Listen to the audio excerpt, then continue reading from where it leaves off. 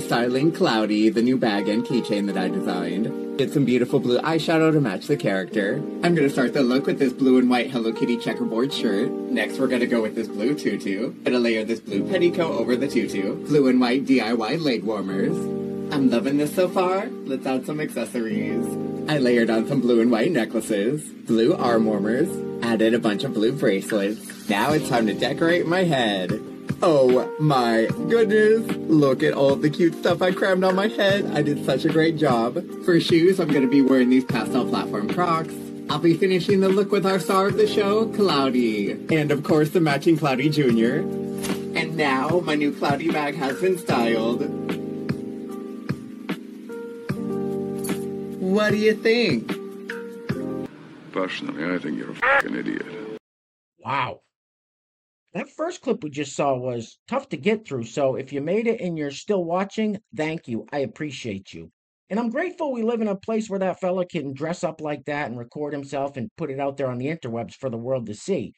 My response is, good times create weak men create hard times create strong men, and strong men create good times. And we are currently in the weak men create hard times phase. Don't be a weak man.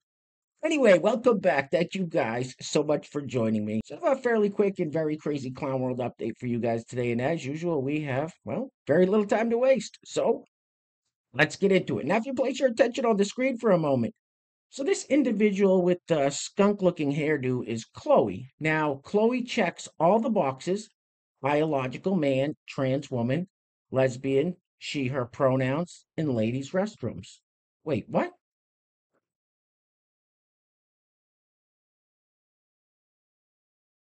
He looks like a fucking loser. All right, let's keep it moving with this fella who is a biological man that identifies as a trans woman. And he also calls himself a lesbian, but that's neither here nor there. So he decided to go out campaigning for, you guessed it, Joe Biden. Roll it. I follow a lot of things, and I talk about a lot of things, and I may get overly emotional and blah, blah, but I have just started hormones. Been on hormones for about 4 months now. Stuff's starting to level out. In fact, I upped it. Whoa, you have a deep voice. Now, I do support women's rights. I do support ending and missing indigenous women, and I do support pro-Palestine. I do support Biden, even though I support pro-Palestine. I support a lot of things. And the point is if you read Project 2025, there's only really one choice. And yeah, I know, genocidal Joe. Well, also protector of women's rights, Joe. Also promises to veto any national abortion, Joe. Also throws pride every year he's president, Joe. And the list goes on. CHIPS program, economy, all that. And I could go on for like ever. He's like accomplished more as a president than FDR or anybody since FDR, who actually is responsible for getting us out of the Great Depression with the invention of welfare and Social Security. So I was never really political until I started seeing them pick on trans kids and the LGBTQ, and when they ended Roe v. Wade. I went down a Democratic rabbit hole, and I did a lot of studying, what I would call studying, and I think I know a lot of shit. I do not know everything at all, but I know we cannot sell our own country up the river because every president since the conception of Israel has supported Israel. Do I like it? No, I don't. But the Republicans would just hand Palestine over to Israel on a silver platter with papers saying it was always theirs. Okay, like there's a lot of other things. Anyway, happy Pride. You f***ing crazy, man. You sound insane. Do you realize that? You should be medicated. All right, let's stick with politics for a moment. So the next big play from the mainstream media is to make it seem like Donald Trump is the one in severe cognitive decline, that he can't finish his sentences, he's constantly stumbling and bumbling over his words. And Joe Biden's fine, nothing to see there. It actually reminds me of one of my favorite quotes from George Orwell's book 1984, and it goes like this. The party told you to reject the evidence of your eyes and ears. It was their final, most essential command. So first we're going to hear from the race lady from MSNBC, Joyless Reed. Then we're going to hear from some other lady. I'm not quite for sure exactly who she is, but it sounds like she's describing Joe Biden to a T. But she's actually talking about Donald Trump. Roll it. It's getting clearer by the day that Donald Trump is not okay. But his cognitive decline goes far beyond just verbal slip-ups. It's his increasingly deranged and dangerous rhetoric that's particularly concerning. Shut up, bitch! A few moments later. He is clearly disturbed. He has a broken brain. He cannot complete a thought. And it's not only that he says bizarre things, but he is incoherent. He gets caught in these cul-de-sacs of speech. He has aphasia. He can't find a word, or he makes up a word, or he just says sounds to cover for his brain freeze. He is clearly unwell. And I think he gets away with it for a few reasons. One was what Tom just said, that the mainstream media has this normalcy bias and has this compulsion to present him as a normal candidate, just another choice. Joe Biden has certain deficits. Trump has certain deficits. It's just a normal election, you see. The other way he gets away with it, of course, is that he's got a whole cult party behind him that covers for him, that says that he sounds sane, that never admits it. When he went behind closed doors and he made the comment that Milwaukee is a horrible city, Mike Johnson, the Speaker of the House, was asked about it, and he said, "Oh, I was sitting next to him. I didn't hear anything." That's a lie. Of course he heard it. Hey, lady, shut up! All right, so it looks like the next Hollywood celebrity to fall is Jack Black, who showed up at a Joe Biden fundraiser hosted by Barack Obama and Jimmy Kimmel and a few others, I think. Anyway, we're going to listen to a Jack Black speech. Notice he's got the dark Brandon jersey on. Roll it. A few days ago, my manager called me and said George Clooney and Julia Roberts wanted me to help out the president and speak here tonight. And I said, I am in. When and where? And thank you. And then they said, Jack, we know how busy you are. You don't have time. Look at all the other events that are happening tonight that you already turned down. MC at the Fliegelman Bat Mitzvah. The opening of the new Jack in the Box in Oxnard. Judge at the second annual Imperial Valley Avocado Festival. You don't see that on Meryl Streep's resume. I said, I know I turned them down, but my president needs me. Thank you. And then they hit me with the big one. They said, Jack, you can't go. You have nothing to wear. Your good suit is in the cleaners. Well, were they wrong? Because I had this to wear. My kick-ass American flag overalls. Most patriotic outfit of all times. And that shut them up. There wasn't much they could say after that. And when the president wins in November... Yeah! I'm pretty sure I'm going to get a sweet shout-out in his victory speech for what I gave up to be here. Because when democracy is at stake, Jack Black answers the call. Mr. President, you're welcome. That's not the president. That's not Judge. It's a random dude. But I thought it would look better if I talked right to a guy. That guy's got a serious weight problem. Go home, start exercising. Hey, real quick, before we go any further, I want to give a huge shout out to the sponsor of today's video. And while I'm doing that, I'm going to let this loop on the screen. Is that the house from Silence of the Lambs? Anyway, today's video is being brought to us by, you will recognize him in the comment section as Brother Strangelove. Brother Strangelove, thank you so much for sponsoring today's video. I really appreciate the kind words and support. So once again, today's video sponsor is Brother Strangelove. Now, if you'd like to sponsor the next video and help support the channel, there is a PayPal link in the description box below, and I will say your full name as a sponsor of said video unless stated otherwise by you.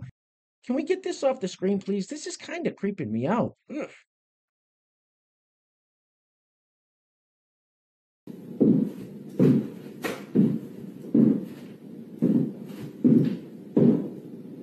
I guess it is a little creepy. So in this next clip, we are going to watch this fella who is dating a biological man that identifies as a trans woman try to convince all of us and himself that he's not gay. Roll it. Oh, you're gay now?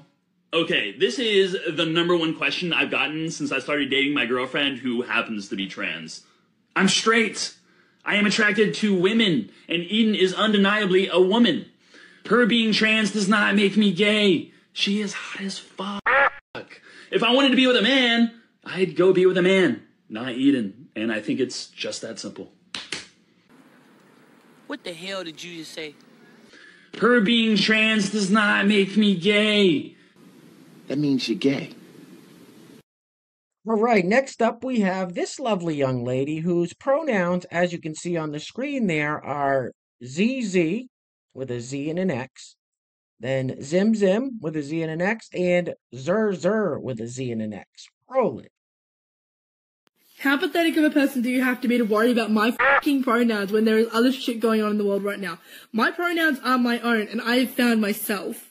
So, if you want to be pathetic and focus on that, then do that. But I'm not going to stop using them. Yeah, I think the pronouns are really confusing. Yes, I don't even know what a pronoun is. Now, in this next clip, this fellow who slightly resembles a smashed thumb is going to sing us a little rap song. What do you think his rap name is? Roll it. If pimping ain't right, I'ma stay wrong. I gotta stay pimping cause my life is long. What an idiot. So this young lady thinks that being overweight is one of the smartest things you can do. And listen to the logic she used to get to that conclusion. Roll it. You know why being overweight is one of the smartest things you could do? Just imagine a zombie apocalypse and there's no food left. Overweight people keep all the food in their belly. Therefore, they would live longer than people who aren't overweight. Holy cow. So this young lady wants to normalize saying happy pride to people, like you say happy Father's Day or happy birthday. She wants it to be happy pride. Roll it. Why isn't it normal to say happy pride to people the entire month of June, like in real life? Like, I'm at work, and I say happy pride to people because I feel like we should. It's Pride Month. I've only really been saying it to people who I can tell are in the community, and I just get the vibe from that they're in the community. I shouldn't be scared to say it to literally everybody that comes in here. But I said it to one person, and as I was handing them the receipt, I was like, you're all set to go, have a happy Pride. And they were like, thank you, you too. It was so sweet. And then I said it to somebody else over the phone who was scheduling an appointment for July. And I was like, and if I don't hear from you before then, have a safe and happy Pride. And they say, oh my God, genuinely, thank you so much. Absolutely. Oh my God, thank you. Oh my God, I just want to hug them. It made me feel so great. And then it kind of made me sad that we don't just say it to each other all the time. It's a celebration. We should be proud all the time and not scared to say happy Pride. I should try saying it to everybody and just gauge the different reactions. But anyway, normalize saying happy Pride to people.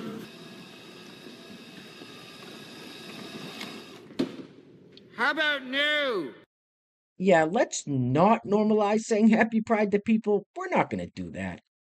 Anyway, next up. So since we've been seeing a lot of crazy body modifications or body mods, as the cool kids say, like tattoos and piercings and such here on the channel, I saw this picture making its rounds on the interwebs and figured I would share it with you guys. This is probably the worst one we've seen so far. Ugh.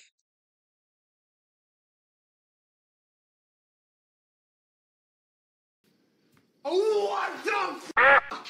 What the fuck is wrong with you? What the fuck is wrong with you? Okay.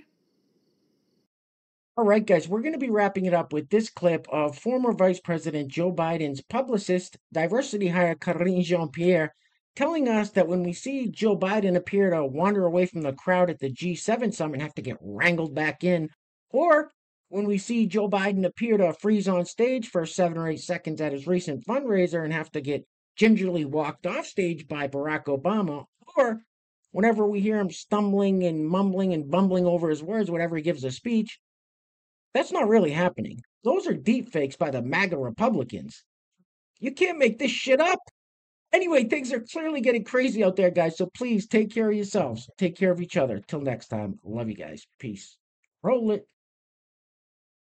There seems to be a sort of rash of videos that have been edited to make the president appear especially frail or mentally confused. I'm wondering if the White House is especially worried about the fact that this appears to be a pattern that we're seeing more of. Yeah, and I think you all have called this the cheap fakes video, and that's exactly what they are. They are cheap fakes video. They are done in bad faith, and some of your news organization have been very clear, have stressed that these the right wing critics of the president have a credibility problem because of the fact checkers have repeatedly caught them pushing misinformation, disinformation, and so we see this, and this is something coming from your part of the world, calling them cheap fakes and misinformation. And I'll quote the Washington Post, where they wrote about this, and they said how Republicans use misleading videos to attack Biden in a 24-hour period. And to their credit, we have a conservative Washington Examiner did call them out as well, calling out the New York Post. Ironically, several recent cheap fakes actually attacked the president for thanking troops. That is what they're attacking the president for. Both in Normandy, this happened, and again in Italy. And I think that it tells you everything that we need to know about how desperate Republicans are here. And instead of talking about the president's performance in office, and what I mean by that is his legislative wins, what he's been able to do for the American people across the country, we're seeing these deep fakes, these manipulated videos, and it is, again, done in bad faith. What did you say? What the did you just say? We're seeing these deep fakes, these manipulated videos. Why the you lying? Why you always lying? And you ain't black.